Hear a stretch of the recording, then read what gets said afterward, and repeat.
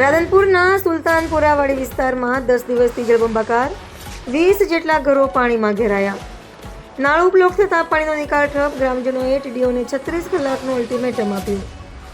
પાટણ જિલ્લાના રાધનપુર તાલુકાના સુલતાનપુરા ગામની વાડી વિસ્તારમાં છેલ્લા 10 દિવસથી વરસાદી પાણી ભરાયેલા રહેતા લોકોનું જનજીવન અસ્તવ્યસ્ત બન્યું છે.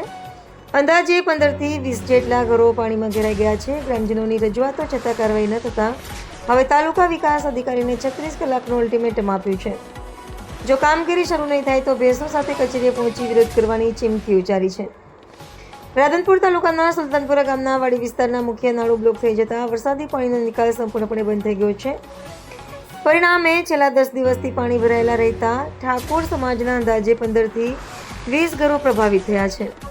રહેવાસીઓને અવરજવર, રોજિંદા જીવન અને પશુઓને સંભાળવા ભારે મુશ્કેલીઓનો સામનો કરવો પડી રહ્યો છે.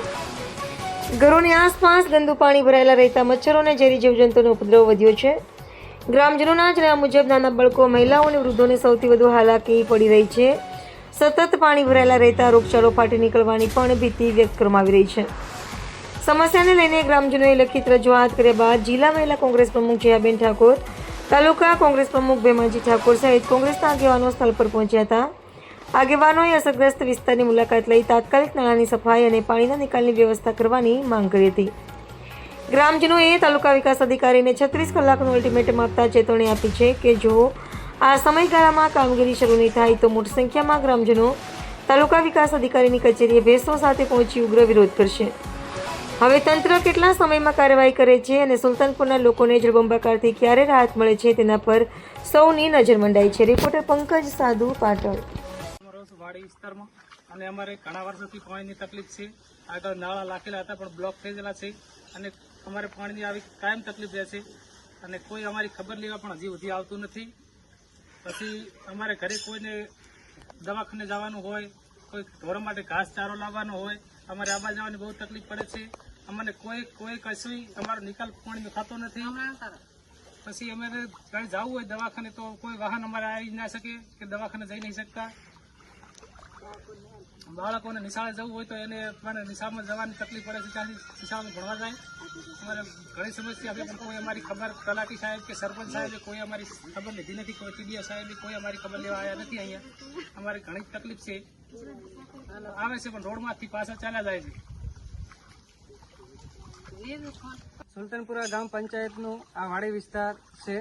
આની અંદર પાણી 5 વર્ષથી સરેરાશ ભર્યું જ રહેશે અને આની અંદર કોઈ તલાટી, મામલતદાર, ટીડીઓ કે કોઈ સરપંચ કોઈ આની અંદર અભાળ લેતા નથી અને કોઈ અમને દવાખાના ડિલિવરીનો ખૂબ કેસનું હોય છે. બરોબર, એવો અત્યારે હાલમાં પણ એક પ્રશ્ન એવો બનેલો છે પણ કોઈ આમાં હાલ કોઈ ખબર લેવા આવતો નથી અને આને ડિલિવરીમાં દવાખાને લઈ જવું હોય તો પણ આવા પ્રશ્ન ઘણી વખત બને છે પણ આમાં કોઈ વખત 5 વર્ષથી કોઈ તલાટી કે મામલતદાર કે કોઈ આમાં હજુ સુધી ખબર લેવા આવ્યા નથી. અને આ ઢોરાનો ચારો લેવા જવું હોય તો તકલીફ પડે છે.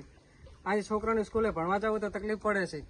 આથી જાવ ક્યાં? 2 થી 2.5 ફૂટ જેવું પાણી છે અને પાણીમાં કઈ રીતે જાઉં છું? પાણીમાં પણ હાપ હોય છે અને આવા રીતના પ્રશ્નો 2-3 વર્ષથી સરેરાશ બને છે. 5 વર્ષથી આમ ગણવા જઈએ તો પણ પાણીનો નિહાળ આજ દિવસ સુધી થયો નથી. સરેરાશ 5 વર્ષથી નિવેદન આપે છે પણ કોઈ હજુ મામલતદાર, ટીડીઓ કે કલેક્ટર કે ઉપર કોઈ ધ્યાન દેતું નથી. અમે સુલતાનપુરા ગામની મુલાકાતે ગયા હતા. અમારી કોંગ્રેસની આખી ટીમ, મહિલા જિલ્લા પ્રમુખ શ્રી જયાબેન ઠાકોર તથા જિલ્લા પંચાયતના સદસ્ય, પૂર્વ સદસ્ય કરશનબા, અણજરસરના કરશનબા, પછી દેવાજી ભાડિયેથી દેવાજી, પૂર્વ ડેલિગેટ હારેલા, અમારી આખી કોંગ્રેસની ટીમ સુલતાનપુરાના ગામના અમે ખબર લેવા ગયા તો કપરું એટલી પરિસ્થિતિ ખરાબ છે કે જેની સીમા નથી. અહીંયા 10 દાડાથી એક ધારું પાણી કેડે સામું ભરે છે. આ લોકોના ઘરવખરી બધી પલળી ગઈ છે, ઘાસ પલળી ગઈ છે. ઢોરાને ઘાસ નાખે તો બબી માસા માંડીને ઘાસ નાખે છે. હવે મારું તો કહેવાનું એ છે કે અહીંયા તાત્કાલિક અમારે આ શ્રી સરકારને મારે કહેવાનું એ છે કે તાત્કાલિક આ લોકોને વખરી આપે, કેશ ડોલ. મારું નામ રાજનભાઈ રૂપાભાઈ છે. હું સુલતાનપુરાનો છું. આ પાણીનો નિકાલ ના થાય તો ત્યાં અમારી તકલીફ બહુ છે. વાડી વિસ્તારમાં